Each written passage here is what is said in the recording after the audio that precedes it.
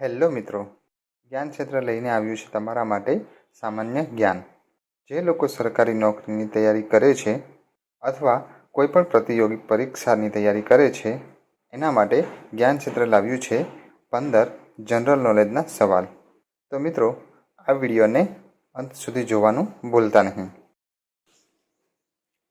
જવાહરલાલ નહેરુ ભારતના પ્રથમ પ્રધાનમંત્રી ક્યારે બન્યા હતા? ઓપ્શન છે 26 જાન્યુઆરી 1950, 15 ઓગસ્ટ 1947, 15 ઓગસ્ટ 1948 કે પછી અન્ય. જવાબ આવશે 15 ઓગસ્ટ 1947. 1947થી ભારતમાં 14 વડાપ્રધાનો બન્યા. જવાહરલાલ નહેરુ ભારતના પ્રથમ વડાપ્રધાન હતા, જેમણે 15 ઓગસ્ટ 1947થી 26 જાન્યુઆરી 1950 સુધી ભારતના વર્ચસ્વના વડાપ્રધાન તરીકે સેવા આપી હતી. સર્વોચ્ચ ન્યાયાલયમાં પ્રથમ મહિલા ન્યાયાધીશ કોણ હતા? ઓપ્શન છે ઉમા ભારતી, સુસ્મિતા સેન, ફાતિમા બીવી, કર્ણમ મલ્લેશ્વરી. જવાબ આવશે ફાતિમા બીવી. ફાતિમા બીવી, જેઓ એમ ફાતિમા બીવીથી ઓળખાય છે, તે ભારતના સર્વોચ્ચ અદાલતના ભૂતપૂર્વ ન્યાયાધીશ છે. 1989માં સર્વોચ્ચ અદાલતમાં નિયુક્ત થયા. તેઓ ભારતના સર્વોચ્ચ અદાલતનો ભાગ બનનાર પ્રથમ મહિલા ન્યાયાધીશ અને દેશના કોઈપણ ઉચ્ચ ન્યાયતંત્રમાં નિયુક્ત થનારી પ્રથમ મુસ્લિમ મહિલા હતી. ભારતની સૌથી પહોળી નદી કઈ છે? ઓપ્શન છે બ્રહ્મપુત્ર, ગોમતી, ગંગા, ચંબલ. જવાબ આવશે બ્રહ્મપુત્ર. બ્રહ્મપુત્ર એક સીમાપાર નદી છે, જે તિબેટ, પૂર્વોત્તર ભારત અને બાંગ્લાદેશમાંથી વહે છે. તે વિશ્વની 9મી સૌથી મોટી નદી છે અને 15મી સૌથી લાંબી નદી છે. સ્વતંત્ર ભારતના પ્રથમ ગવર્નર કોણ હતા? ઓપ્શન છે Lord Canning, Lord Mountbatten, Lord Dufferin, Lord Lytton. જવાબ આવશે લોર્ડ માઉન્ટબેટન. માઉન્ટબેટન, જે જર્મન વંશના હતા, યુનાઇટેડ કિંગડમમાં અગ્રણી બેટનબર્ગ પરિવારમાં જન્મ્યા હતા અને પ્રિન્સ ફિલિપના મામા હતા.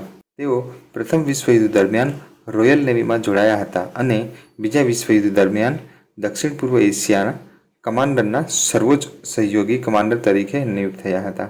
બાદમાં તેમણે બ્રિટિશ ભારતના છેલ્લા વાઇસરોય તરીકે અને થોડા સમય માટે ભારતના ડોમિનિયન પ્રથમ ગવર્નર જનરલ તરીકે સેવા આપી હતી.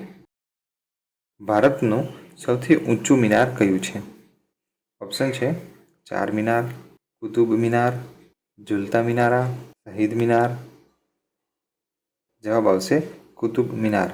કુતુબ મિનાર શહેરમાં સૌથી વધુ મુલાકાત લેવાયેલ પર્યટન સ્થળો પૈકીનું એક છે, જે ઈસવીસન 1199 અને ઈસવીસન 1220ની વચ્ચે બાંધવામાં આવ્યું હતું.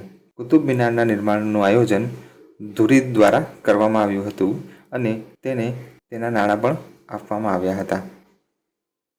ભારતમાં બનેલી પ્રથમ ભારતીય ફિલ્મ કઈ છે? ઓપ્શન છે રાજા હરિશ્ચંદ્ર, કિશન કન્હૈયા, પુંડલિક, ભીષ્મ પ્રતિજ્ઞા. જવાબ આવશે રાજા હરિશ્ચંદ્ર. રાજા હરિશ્ચંદ્ર એ 1913ની એક ભારતીય મૂંગી ફિલ્મ છે, જેનું નિર્દેશન અને નિર્માણ દાદા સાહેબ ફાળકે દ્વારા કરવામાં આવ્યું હતું.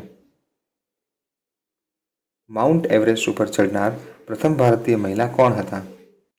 ઓપ્શન છે કલ્પના ચાવલા, રઝિયા સુલતાન, બચેન્દ્રી પાલ, સુચેતા કૃપલાની. જવાબ આવશે બચેન્દ્રી પાલ. બચેન્દ્રી પાલ એક ભારતીય પર્વતારોહક છે. વિશ્વના સૌથી ઊંચા પર્વત માઉન્ટ એવરેસ્ટના શિખર પર ચડનાર પ્રથમ ભારતીય મહિલા છે. તેઓ 1984માં પર્વતારોહણ કર્યું હતું. તેઓને 2019માં ભારત સરકાર દ્વારા ત્રીજો સર્વોચ્ચ નાગરિક પુરસ્કાર પદ્મભૂષણ એનાયત કરવામાં આવ્યો હતો. ભારતમાં પ્રથમ મહિલા પ્રધાનમંત્રી કોણ બન્યા હતા? ઓપ્શન છે પ્રતિભા પાટીલ, એમ ફાતિમા બીવી, ઇન્દિરા ગાંધી, અન્ય. જવાબ આવશે ઇન્દિરા ગાંધી. ઇન્દિરા ગાંધી, ઇન્દિરા પ્રિયદર્શની ગાંધી. તેઓ એક ભારતીય રાજકારણી અને રાજનેતા હતા. તેમણે ભારતના ત્રીજા વડાપ્રધાન તરીકે સેવા આપી હતી.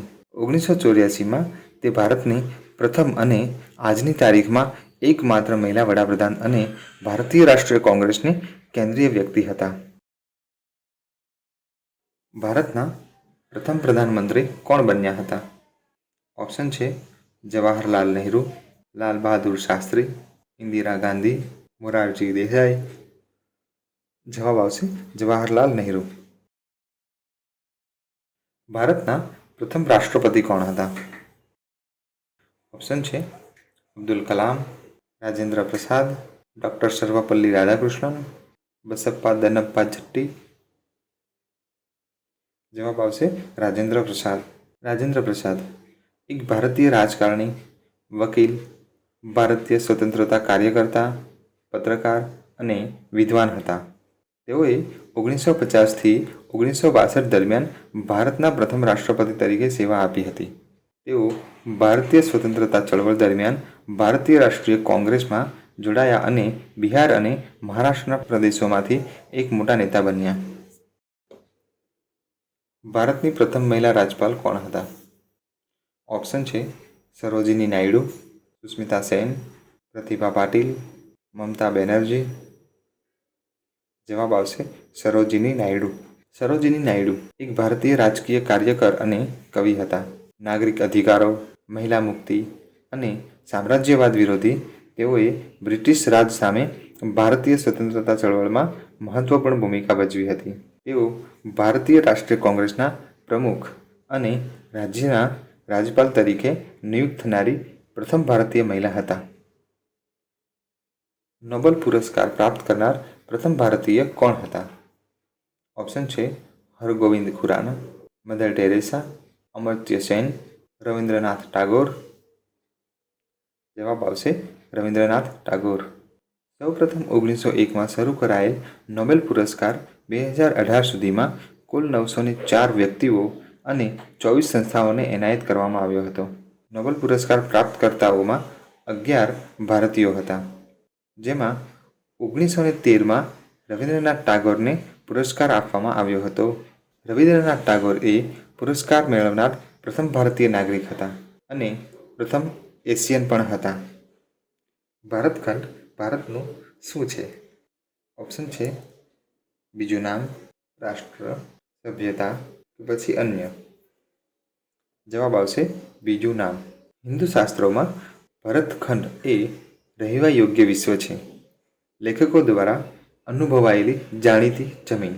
તેનું નામ સુપ્રસિદ્ધ સમ્રાટ ભરતના નામ પરથી રાખવામાં આવ્યું છે અને તેનો ઉપયોગ પ્રારંભિક વેદ કાળમાં કરવામાં આવ્યો હતો. હાલમાં ભારતમાં કુલ કેટલા કેન્દ્રશાસિત પ્રદેશો છે? ઓપ્શન છે 7, 9, 8, 10. જવાબ આવશે 8. કેન્દ્રશાસિત પ્રદેશ એ ભારતના પ્રજાસત્તાકમાં વહીવટી વિભાગનો એક પ્રકાર છે. ભારતના રાજ્યોથી વિપરીત જેમની પોતાની સરકારો છે, કેન્દ્રશાસિત પ્રદેશો એ સંઘીય પ્રદેશો છે, જેઓ આંશિક રીતે અથવા સંપૂર્ણ રીતે ભારતની કેન્દ્ર સરકાર દ્વારા સંચાલિત થાય છે. ભારતીય રાષ્ટ્રીય કોંગ્રેસના પ્રથમ અધ્યક્ષ કોણ હતા?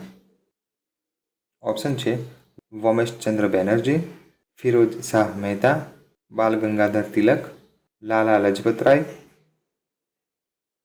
જવાબ આવશે વોમેશચંદ્ર બેનર્જી. વોમેશચંદ્ર બેનર્જી એક ભારતીય બેરિસ્ટર હતા. તેઓ ભારતીય રાષ્ટ્રીય કોંગ્રેસના સહસ્થાપક અને પ્રમુખ હતા. વોમેશચંદ્ર બેનર્જી, જેઓને ઉમેશચંદ્ર બેનર્જી તરીકે પણ ઓળખવામાં આવે છે, તેઓ એક ભારતીય બેરિસ્ટર હતા અને ભારતીય રાષ્ટ્રીય કોંગ્રેસના સહસ્થાપક અને પ્રમુખ હતા. તો મિત્રો, આ હતા જનરલ નોલેજના 15 સવાલો.